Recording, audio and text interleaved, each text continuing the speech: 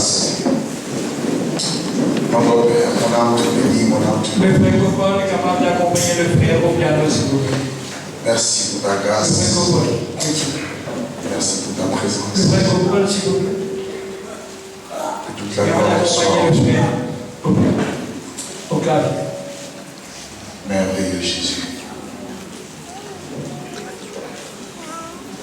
Seigneur, prends le contrôle de toutes choses, de tout ce qui sera dit, de tout ce qui sera fait. Je prie que la gloire soit rendue à Jésus-Christ. Merci pour cette opportunité que tu nous donnes de pouvoir partager ta parole avec ce peuple. Nous ne sommes pas dignes, mais ton Esprit seul est capable de communiquer la vie, la grâce, la plénitude de l'Esprit, afin que Jésus et Jésus seul soient glorifiés. Dans le nom merveilleux et glorieux de Jésus, je t'ai ainsi prié. Amen. Amen. Amen. Je vous salue tous dans le nom merveilleux de Jésus. Amen. Et je remercie le Seigneur pour cette opportunité et aussi pour la confiance, pasteur. Vous savez, je sens que c'est un homme d'onction, un homme d'esprit. Et pour la grâce qui nous permet de pouvoir partager avec vous la parole de Dieu. Je m'appelle Douglas Kiongeka et je viens de France. Je suis marié, père de 3 enfants et je suis responsable d'un ministère centre évangélique de la puissance de la résurrection à Paris. Et nous avons une branche au Canada, à Ottawa, à Abidjan, en Côte d'Ivoire. Et nous aimons Jésus et nous aimons aussi les enfants de Dieu. Alléluia. Alors, je ne serai pas long. Je vais parler de quelque chose. Je vais parler d'un message. Je vais parler de quelque chose que Dieu m'a mis à cœur. Pendant que je priais ce matin, parce que nous avons commencé un séminaire depuis 2 jours, vendredi et samedi. Donc ma voix est un peu cassée. Je crois que le Saint-Esprit va nous aider. Amen. Amen. Oh, Amen. Ah, Dieu. Prenez avec moi la Bible dans le livre de Malachie, chapitre 4. Malachie, chapitre 4. En d'autres versions, c'est le chapitre 3. Malachie, chapitre 4, le verset 5 au verset 6. Malachie 4, le verset 5 au verset 6.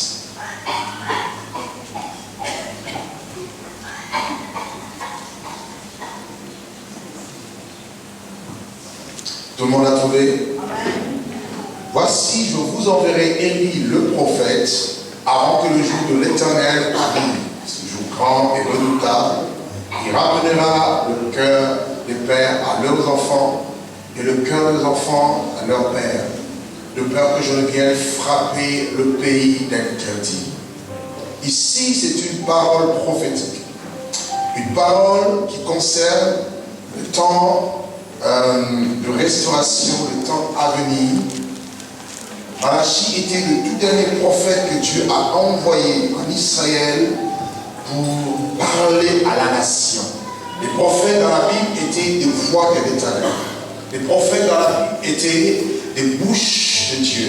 Les prophètes étaient les yeux de l'Éternel.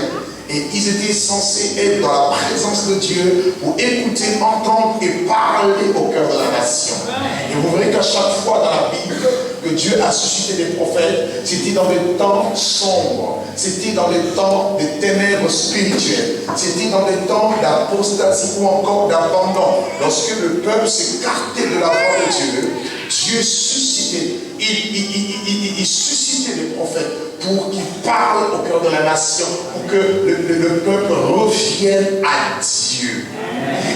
Et il y a eu plusieurs prophètes que Dieu a suscités dans la Bible, et chacun dans son temps a eu un message de la part de Dieu et a communiqué cela à la nation.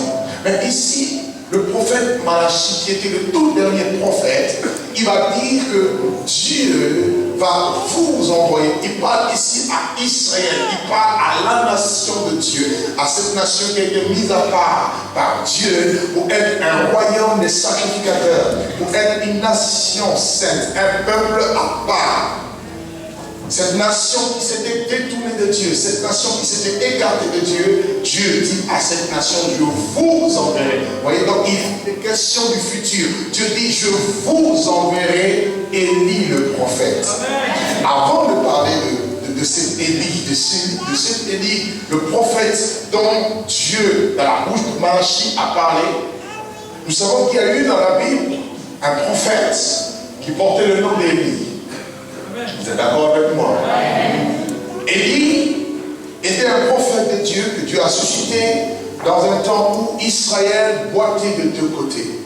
Il s'est passé quelque chose. La nation d'Israël, déjà divisée par le schisme, va connaître beaucoup de déchéances sur le plan spirituel et moral. Israël va vivre dans le péché. Israël va vivre dans l'iniquité. Israël va adorer des dieux autres que l'Éternel. Israël adore Baal. Israël adore Astarté. Or, Baal était le dieu de la pluie et de la fertilité, et Astarté étant la déesse de la fécondité. Les deux divinités majeures qui ont enflammé la colère de Dieu en Israël, Baal et Astarté. Et comment est-ce que ces divinités sont rentrées en Israël? La Bible nous enseigne dans le livre de 1 roi au chapitre 16 que Akab, qui était le roi d'Israël, va épouser une femme qui s'appelait Jézabel. Jézabel était une fille sidonienne, une femme sidonienne, dont le père était le roi de Sidon. Et ils adoraient des faux dieux, vous voyez, ils adoraient des divinités païennes, ils adoraient d'autres dieux que l'Éternel. Alors que Israël avait un Dieu. Israël avait pour Dieu Yahvé, l'Éternel, créateur du ciel et de la terre. Le Dieu incomparable, le Dieu insondable, le Dieu glorieux et puissant, le Dieu assis sur son trône, le roi des rois et le Seigneur, le cœur de la création, le Dieu qui est au commencement de toutes choses et le Dieu qui est à la fin de toutes choses. La Bible dit que Yahvé, il est alpha et il est oméga, il est le commencement et il est la fin, il est le premier, il est le dernier, il est le tout-puissant, il est le restaurateur béni, il est le Dieu de gloire. Ça, c'est le Dieu de la Bible. Je veux dire à quelqu'un ici, les hommes peuvent avoir beaucoup de dieux, mais le Dieu dont je veux vous parler, le Dieu que Israël, oh oui, le Dieu que Israël a, le Dieu qui est la force de toutes les nations, il s'appelle Yahvé. Et la Bible de Dieu est esprit. Les autres dieux, ils ont des yeux, mais ils ne voient pas. Ils ont des pieds, mais ils ne marchent pas. Ils ont des bouches, mais ils ne parlent pas. Mais le Dieu dont je parle, il a des yeux, mais il voit. Et c'est le Dieu rempli la surface de la terre. Alléluia.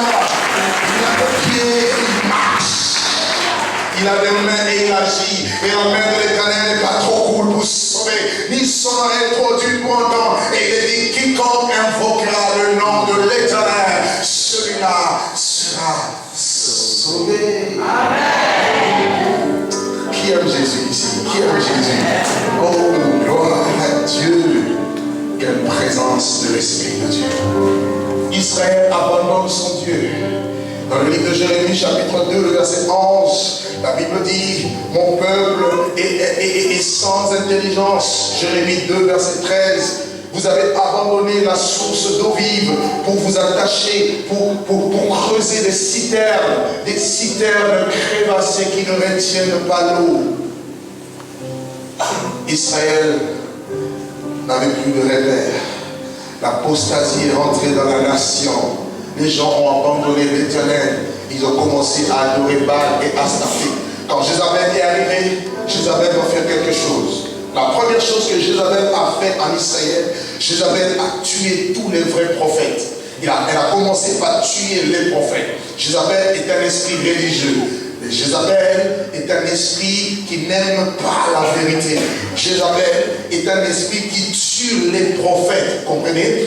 Jézabel est un esprit qui ne supporte pas le culte de Yahvé. Et deuxièmement, Jézabel va renverser l'autel de Dieu. Or, c'est sur l'autel qu'on faisait des sacrifices à l'Éternel. Vous voyez, notre Dieu est un Dieu de sacrifice. Notre adoration doit être accompagnée de sacrifices. Et l'autel était important car c'est sur l'autel qu'on offre des sacrifices à des divinités. Or, Jézabel renverse l'autel de l'Éternel et Jézabel met en place un autre autel où les faux prophètes, les 450 prophètes de Baal et les 400 prophètes d'Astarté commençaient à offrir des sacrifices aux démons. Car derrière chaque divinité, il y a un esprit. Derrière chaque divinité, il y a un esprit. Et l'autel était le lieu de sacrifice. L'autel était le lieu de culte. Et voilà que l'autel de l'Éternel va être renversé.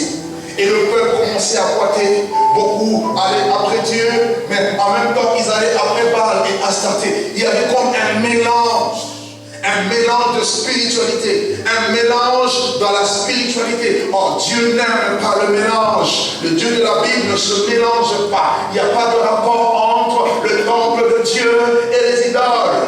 Il n'y a pas d'accord entre Christ et Bélial. Dieu doit être adoré en esprit et en vérité.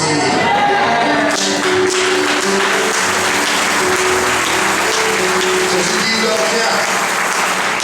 Et cette heure est déjà arrivée. Les vrais adorateurs adoreront le Père en esprit et en vérité. Il dit, je peuple mon nom de l'air, mais son cœur est éloigné de moi. Dieu veut un peuple qui va lever les mains pures vers lui. Un peuple qui va l'adorer. Un peuple qui va l'aimer et le chérir. Et au milieu de cette apostasie, au milieu de ces ténèbres spirituelles, où on ne savait distinguer la gauche de la droite, Dieu suscite un homme, Élie. Dieu suscite une personne. Dieu l'investit de son autorité. Dieu l'équipe. Dieu le revêt de sa gloire, de sa puissance. Et Dieu l'envoie. Il part et il se présente devant Akab. Et il annonce un jugement à Israël. Dieu avait décidé de fermer le ciel. Oh mon Dieu, je veux dire que les Élis sont des hommes et des femmes qui vont amener le jugement de Dieu là où le diable règne. Or, Baal, c'était le Dieu de la pluie. Lorsque Élie a dit qu'il n'y aura plus de pluie, en gros, il a lancé un défi à Baal. Et je suis dit, venu dire à quelqu'un, le temps de défi est arrivé. On doit savoir qui est le véritable Dieu. Quelqu'un ne m'a pas compris. Je dis qu'on doit lancer le défi. Quand Goliath se lève avec la lance et le javelot. Mais David dit, tu marches contre moi avec la lance et le javelot. Mais moi je marche contre toi au nom de l'Éternel. Et la tête de Goliath a été coupée. Qui peut défier l'Éternel? Qui dans ce monde peut défier le Tout-Puissant? Et je veux te dire, si tu es enfant de Dieu, qui peut te défier? Qui accusera les élus de Dieu? C'est Dieu qui justifie. Si Dieu est pour toi, qui sera contre toi? Si Dieu est de ton côté, qui sera contre toi? Personne. Et Dieu est en train de susciter des hommes et des femmes qui sont comme Élie, avec l'esprit et la puissance d'Élie, qui vont arrêter les œuvres des démons, qui vont arrêter les œuvres des ténèbres, qui vont amener le jugement de Dieu. Dieu est un Dieu saint. Dieu est un Dieu saint. La sainteté convient à la maison de Dieu et le peuple de l'Éternel doit proclamer la sainteté de Dieu. Il n'y aura plus de juge, il n'y aura plus de pluie. 3 ans et demi, sécheresse. Les faux prophètes ont invoqué la pluie n'est pas donnée, n'est pas venue. En réalité, la pluie ne vient pas de Baal, la pluie vient de l'Éternel. Je vais dire à quelqu'un que la pluie vient de l'Éternel. Dans Zacharie chapitre 10, la Bible dit, demandez à l'Éternel la pluie et l'Éternel vous donnera la pluie de la première et de l'arrière-saison. Et Dieu, alléluia. Donc Dieu le dit, après cela, je répandrai de mon esprit sur toute chair. Dieu va envoyer la pluie de l'arrière-saison. Mais avant cela, il faut que les autels de Baal soient renversés. Avant que la pluie n'arrive, il faut qu'il y ait la restauration. Et 3 ans et demi après, Élie revient à nouveau. Il fait une convocation sur la montagne, le mont Carmel. Il va convoquer les 850 faux prophètes. Ils étaient 850 faux prophètes contre le seul vrai prophète. Le problème n'est pas dans la majorité. Le problème, c'est être avec Dieu. Oh mon Dieu, quelqu'un ne m'a pas compris. Aujourd'hui, beaucoup de gens cherchent les appuis des hommes, les appuis de ceci. Le problème, c'est qu'il faut d'abord chercher l'appui de l'Éternel. Est-ce que Dieu est avec toi? Si Dieu est avec toi, sache qu'il sera avec toi comme un puissant héros. Et si Dieu est un puissant héros, quelle que soit la force de l'ennemi, les ennemis finiront par tomber.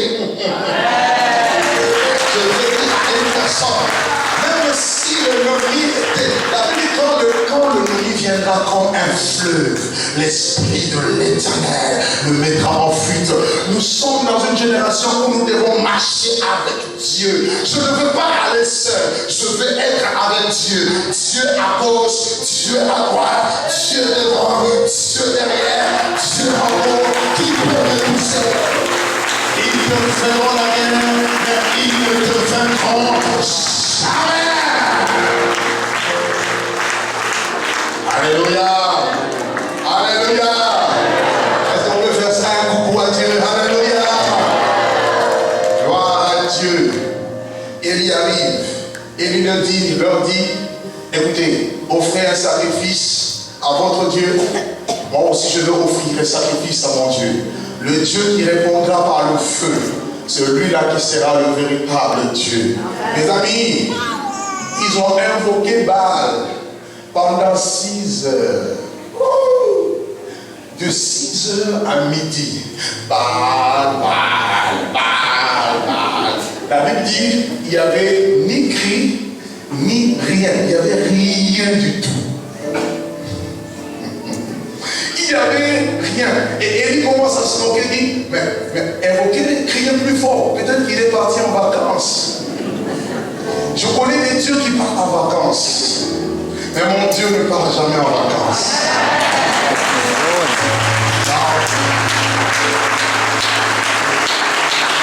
La Bible dit, invoque-le. Il te répondra. À 6 heures, il n'y avait rien. Et à la 6e heure, vous savez que 6 c'est le chiffre de l'homme. Pendant 6 heures, il n'y avait rien. Mais Élie arrive à la 7e heure. Je suis en train de dire à quelqu'un, nous entrons dans la 7e heure. Nous entrons dans l'heure où Dieu va être en action. Nous entrons dans l'heure où ce n'est pas toi, tu n'as pas forcé. Parce que tu es un homme de prière, parce que tu es un homme de jeûne, parce que tu es un homme qui dépend de Dieu. Tu saisis le temps de Dieu et tu arrives au bon moment. Je veux dire à quelqu'un, tu es au bon endroit et au bon moment. C'est Dieu qui a voulu que tu sois là, sinon tu ne serais pas là. Tu es à la 7e heure. Or, Dieu est dans le 7. Le 7 c'est le Shabbat. Le 7 c'est le repos. Le 7 c'est la plénitude. Le 7 c'est là où Dieu siège. À la 7e heure, Élie restaure l'autel. Regardez, il va d'abord restaurer l'autel que Baal, l'autel que Jézabel avait renversé. Il va restaurer. Il y a des choses dans ta vie qui doivent être restaurées. Il y a le culte de l'Éternel qui doit être restauré. Tu dois enlever les faux dieux, ôter les dieux étrangers et tu restaures l'autel de l'Éternel. Tu offres ta vie comme un sacrifice vivant, saint et agréable à l'Éternel. Celui sera de ta part un culte raisonnable. Tu restaures la vie de Dieu. Tu restaures la sainteté. Tu restaures la vérité. Tu restaures la pureté. Tu restaures les choses qui amènent la faveur de Dieu. La Bible dit que ceux qui ont le cœur pur, ils verront Dieu. Remets la pureté dans ton cœur. Enlève les saletés. Enlève le péché. Enlève l'iniquité. Enlève l'adultère. Enlève le mensonge. Enlève toutes ces mauvaises choses. Commence à restaurer les choses. Une fois que tu vas commencer à restaurer les choses, je peux te rassurer, la main de Dieu va commencer à être favorable à toi. Parce qu'il y a une seule chose qui empêche la main de Dieu d'agir, c'est le péché. Dieu dit, ma main n'est pas trop courte pour sauver, ni mon oreille trop dure pour entendre. Mais ce sont vos péchés qui vous cachent sa face, qui l'empêche de vous écouter. Une fois que tu restes dans les choses, Dieu commence à venir. La main de Dieu est prompte à agir. Il restaure, il sacrifie sur l'autel. Il dit même, amenez-moi de l'eau. On amène de l'eau, on verse sur l'autel pour montrer que ce qui va se passer, ce n'est pas une action humaine, mais c'est une action divine. Il est là pour que le monde sache que Dieu est avec nous. Il est là pour que les nations sachent que nous ne sommes pas seuls. Jésus a dit, vous ne serez. Il dit, je serai avec vous jusqu'à la fin du monde. Il dit, je ne vous laisserai pas orphelins. L'Esprit de Dieu viendra sur vous. La puissance de Dieu vous couvrira de son nom. Oh frère, lorsqu'Élie a restauré, il a mis de l'eau, il a prié frère, il a prié. Je veux dire à quelqu'un, lorsque vous restaurez les choses, lorsque vous rétablissez les choses, soyez des hommes de prière, soyez des femmes de prière, soyez une église qui prie. Et je vous ai vu dans l'adoration, j'étais dans la joie. Soyez une église qui adore Dieu, qui lève le main. Frère, il y a des choses dans le monde spirituel qui se passent. Lorsque les enfants de Dieu mettent le genou à terre, il y a le mouvement spirituel. Il y a un peuple qui se lève dans le chef de la prière. Un peuple fougueux, un peuple qui prie, un peuple qui cherche, un peuple qui cherche Dieu, un peuple qui est au Dieu, qui demande la faveur divine dans sa vie. Frère, il était là, il dit Seigneur, j'ai fait ces choses d'après ta parole. Ne faites jamais les choses d'après vos raisonnements. Ne faites jamais les choses d'après vos coutumes. Faites les choses d'après la parole de Dieu. Car la parole de Dieu soutient toutes choses. Et Dieu honorera toujours sa parole. La Bible dit, dans leur détresse, ils ont crié à l'Éternel. L'Éternel envoya sa parole. Et sa parole les guérit. Avant que Dieu ne fasse quoi que ce soit, il envoie d'abord sa parole. Avant que le Saint-Esprit entre en eux, il faut d'abord qu'il y ait la parole. La Bible dit au commencement, l'Esprit de Dieu se mouvait au-dessus des eaux, mais il ne pouvait pas agir. Mais quand Dieu dit que la lumière soit, la Bible dit la lumière fut. L'Esprit de Dieu se saisit de la parole de Dieu et amène la parole à l'existence. Or, l'Esprit ne pourra pas entrer en action sans que la parole de Dieu puisse prendre place dans le cœur. Est-ce que quelqu'un m'entend? Accepte la parole, respecte la parole, honore la parole. Tu verras ce qui va se passer dans quelques heures, dans quelques minutes. Il va croire quelque chose. Il dit, je fais ces choses d'après ta parole. Il dit, Seigneur, exauce-moi, parce que je suis ton serviteur. Mes amis, mes frères, mes bien-aimés, à chaque fois que vous faites les choses d'après la parole de Dieu et que vous levez les mains vers Dieu, le Dieu de gloire est prêt à agir. Et je veux dire à quelqu'un, le temps de ton exaucement arrive, parce que tu commences à faire les choses d'après la parole. Tu lèveras les mains et Dieu répondra. Et il a prié. Vous savez ce qui s'est passé? Vous savez ce qui s'est passé? La Bible dit le feu est descendu du ciel et a consumé l'holocauste. Je veux dire que le temps arrive pour que le monde voit le feu de Dieu. Oh mon Dieu. Je dis que l'heure arrive pour que les nations voient le feu du Saint-Esprit. Comme au jour de la Pentecôte, ils étaient tous ensemble dans un même lieu. Il y a un bruit comme celui d'avoir un peu Dieu. Des larmes semblables à des langues de feu. Mais apparus séparés les uns les autres. Et ils se posaient sur chacun d'eux. Et ils furent tous remplis de l'Esprit. L'Esprit de Dieu, c'est le feu, c'est le feu, c'est le feu, que le feu embrasse, que le feu brûle, que le feu de Dieu.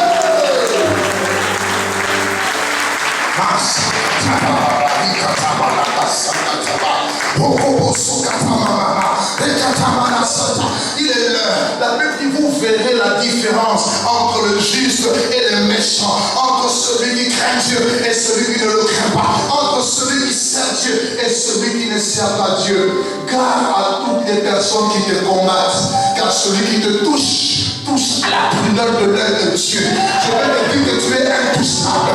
Personne ne peut te toucher. Aucun démon ne peut te toucher. Aucun esprit ne peut toucher tes enfants. Tu es sous la main de Dieu, sous la protection de Dieu. Le feu est descendu.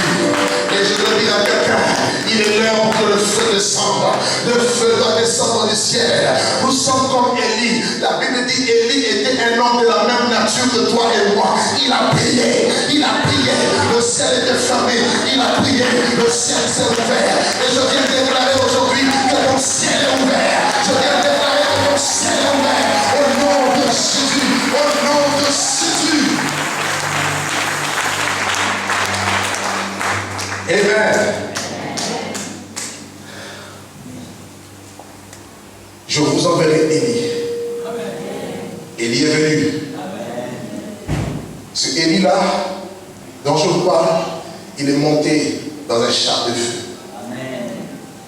Et quand il est monté, il a laissé une seule chose, le manteau. C'est Élisée qui l'a pris. Mon père, Charles d'Israël et sa cavalerie, c'est fini. Son heure était arrivée. Il est parti. Il est parti et il ne reviendra plus. Élie n'a pas connu la mort. Et quand le prophète Malachie dit, je vous enverrai Élie, il ne parle pas de la réincarnation d'Élie. Et un Élie est venu 4 siècles après Malachie est prophétisé. La Bible nous dit dans le chapitre 1er, verset 13 à 17 par là, qu'il va y avoir Zacharie, le père de Jean-Baptiste, va commencer à rendre grâce à Dieu. Dieu va lui parler par l'ange Gabriel. Il lui dira, ta prière a été exaucée. Ta femme sera enceinte, Élisabeth. Elle enfantera un fils. Voyez, donc vous l'appellerez Jean. Jean le Baptiste. Il dit, lui, il marchera avec l'esprit et la puissance de lui. Oh mon Dieu, il marchera avec l'esprit et la puissance de lui. Pour ramener les cœurs de père à leurs enfants et le cœur des enfants à leur père, pour préparer au Seigneur un peuple bien disposé. Et quand Jean est venu, Jean a présenté Jésus, celui qui a présenté l'auteur de la gloire sur la scène nationale. Il a dit, voici celui-ci est l'agneau de Dieu, celui qui ôte le péché du monde. Car personne ne le savait, personne ne pouvait savoir que celui qui passait, c'était lui le sauveur de l'humanité, la gloire de Dieu, la manifestation de la gloire de Dieu. Car en lui habitait corporellement toute la plénitude de la divinité. Mais cette divinité était cachée dans ce corps que personne ne pouvait voir. Seuls ceux qui étaient avertis par l'esprit, seuls les gens qui avaient l'esprit pouvaient savoir que Jésus était vraiment la gloire de Dieu. Simeon a été poussé dans le temple par l'esprit de Dieu. Il a prophétisé sur le Fils de Dieu. Anne a prophétisé, c'est venu à prophétiser. Et voilà que Jean va venir à l'aube de son ministère. Il indique, il le pointe, car il est devenu comme une voix qui criait dans le désert. Et Jésus dira, on vous a appris qu'Élie devait venir. Je vous assure qu'Élie est venu, mais vous ne l'avez pas reconnu. Jean-Baptiste était l'Élie, et il a préparé le chemin au Seigneur. Il a préparé un peuple bien disposé. Il a dit à la nation, répondez-vous car le royaume des cieux est proche, tout en présentant l'agneau de Dieu qui ôte le péché du monde. Mais qui avait su? Personne ne savait que c'était lui, l'Élie, qui devait venir.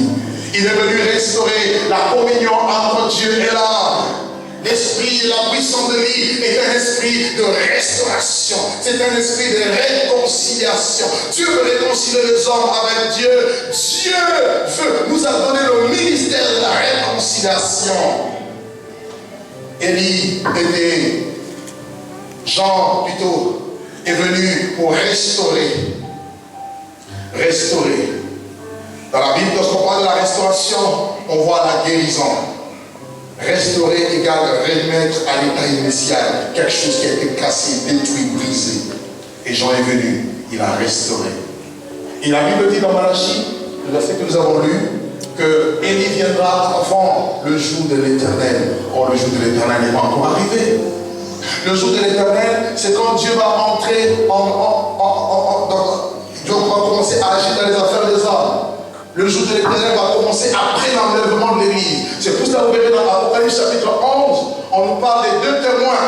Et quand vous lisez très bien les caractéristiques de ces 2 témoins, vous allez voir une marque d'Élie. On ne dit pas que c'est Élie, c'est pas écrit que c'est Élie. Mais vous allez voir qu'on nous dit l'un des témoins, ils ont le pouvoir de fermer le ciel et d'ouvrir le ciel. On nous dit dans Apocalypse 11 qu'ils auront aussi le pouvoir de changer les eaux en sang. C'est la raison pour laquelle nous croyons que ces 2 témoins auront le ministère de Élie et de Moïse. Et ce ministère, ce temps n'en est pas encore arrivé. Or, avant que ce temps arrive, Dieu dit que je vous enverrai Élie. Élie n'est plus une personne. Élie, c'est un esprit. Le Saint-Esprit qui va vous donner le ministère comme Élie. Parce que dans la Bible, la réincarnation n'existe pas. Nous sommes d'accord. Nous sommes d'accord. Donc je ne parle pas d'un Élie qui va ressusciter. Aujourd'hui, beaucoup de gens s'appellent Élie maintenant. C'est pas parce que tu t'appelles Élie que tu as l'esprit d'Élie. Qui veut marcher avec l'esprit d'Élie ici? Vous êtes sûr? Regarde ton voisin, pose la question. Tu es sûr? Regarde ton voisin, pose la question. Tu es sûr? Tu es sûr? Élie doit venir. L'esprit et la puissance d'Élie, c'est le même esprit que Dieu avait donné à Élie. C'est-à-dire le Saint-Esprit dans les langues de la restauration. C'est ça l'esprit d'Élie. Ce n'est pas l'esprit des normes que Dieu vous donne, non. Seul Dieu est l'esprit. Mais Dieu peut restaurer un ministère. Et j'ai senti dans mon cœur pendant que je priais pour vous que Dieu veut que vous soyez comme des Élie. Mais regarde, Dieu veut que vous soyez comme des Élie. Dieu veut restaurer les choses. Dieu veut passer par vous pour commencer à guérir. Oh mon Dieu, dans l'onction de l'esprit, vous avez le facteur de guérison, de restauration. Alors, beaucoup de personnes souffrent, beaucoup de personnes sont malades, beaucoup de personnes ont des difficultés, beaucoup de personnes ne savent pas où aller, beaucoup de personnes souffrent, ont des maladies incurables. Mais où est le Dieu de la justice? Où est le Dieu d'Élie? Lorsqu'Élie est parti, on a dit non, Élie est parti, Élisée a pris le manteau, il a frappé le genou, il a dit où est l'Éternel, le Dieu d'Élie? Le Dieu d'Élie n'est pas mort. Le Dieu de l'île est vivant. Il est le même hier, il est le même aujourd'hui, et il est le même éternellement. Le Dieu de l'île n'a pas changé. Le Dieu de l'île est vivant, frère. Le Dieu de l'île restaure, frère. Le Dieu de l'île guérit. Le Dieu de l'île pousse. Le Dieu de l'île visite. Le Dieu de l'île est capable de sortir de ta situation. Le Dieu de l'île est capable d'ouvrir les yeux de ta aveugles. Le Dieu de l'île est capable de relever les paralytiques. Le Dieu de l'île est capable de ressusciter les morts. Le Dieu de l'île est capable d'ouvrir les oreilles des sourds. Le Dieu de l'île s'appelle Jésus de Nazareth. Jésus-Christ de Nazareth. Je disais Jésus de Nazareth. Je disais Jésus de Nazareth.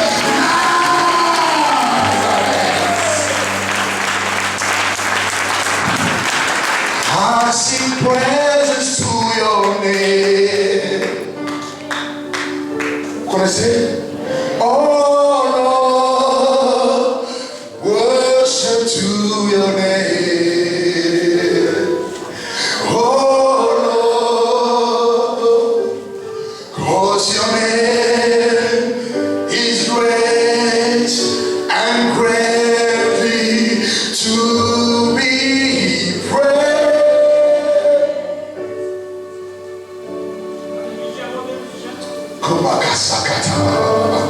Comment ça ensemble? I sing praises to your name. Oh Lord, worship to your name. Oh Lord, 'cause your name is great and greatly to be praised.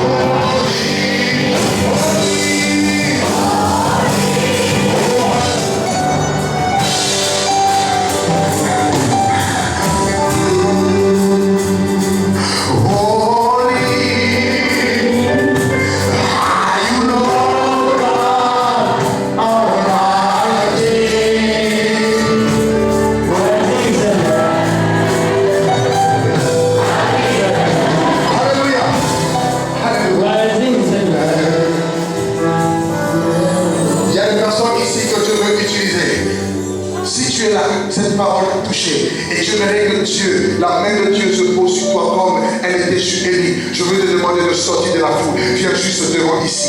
Viens juste devant rapidement. Nous allons prier. Si tu veux que Dieu t'utilise comme Élie, arrive, sors de la foule, viens ici et je vais prier avec toi. Je vais prier avec toi. La main de Dieu va se poser sur toi. Lèvons juste le main dans le ciel.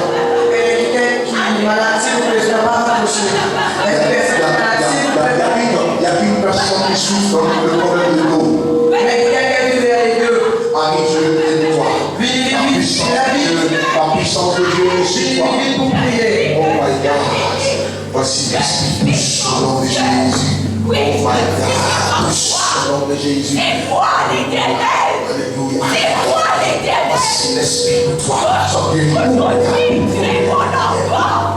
Oui, je t'ai choisi. Aujourd'hui, la voix du Père. Je t'ai choisi. Je t'ai choisi. Aujourd'hui, la voix du Père. Au nom de Jésus, quelle que soit la maladie de Pitts, au nom de Jésus, il y a une personne qui souffre de problème de ventre, de destin. Dieu guérit cette personne au nom de Jésus. Oh my God. Je vous prie pour le mettre ici.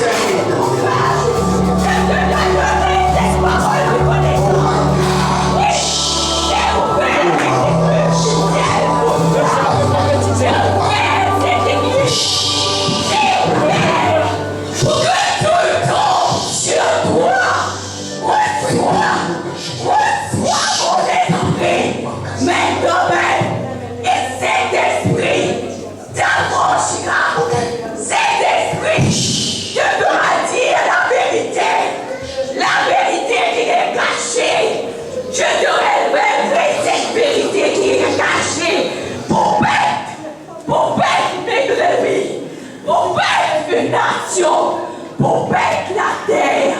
Oui, toi, que le diable a voulu jeter, il ne te jettera plus, parce que c'est moi ton bouclier, c'est moi ton bouclier, et je serai ton Dieu. Si tu veux être ton Dieu, je te dirai les choses que tu dois entendre dans le secret et que tu dois révéler. Oui, ne garde rien, ne garde rien. Donne ce que tu reçois. Donne et je te donnerai. Je te mettrai comme un feu quand tu parleras. C'est le feu qui sortira de ta bouche. Parce que c'est moi le Dieu de feu. C'est moi l'Éternel, ton Dieu. Et je suis là. Je suis là. Parce que tu m'as invoqué de tout ton cœur, de tout ton âme et de tout ton esprit. Reste toujours dans la sainteté. Oui, marche dans la sainteté. Dépouille-toi de tous les mauvaises voies. Et je serai ton Dieu, mon Père. Je t'emmènerai vers la victoire. La victoire. Tu passeras par les tribulations. Et toi, je te retirerai de tout ça. Et je t'habillerai comme un Dieu. Je ferai de toi ce que Élie a été jeté. Je ferai de toi une nation dominante. Par l'esprit. Alléluia.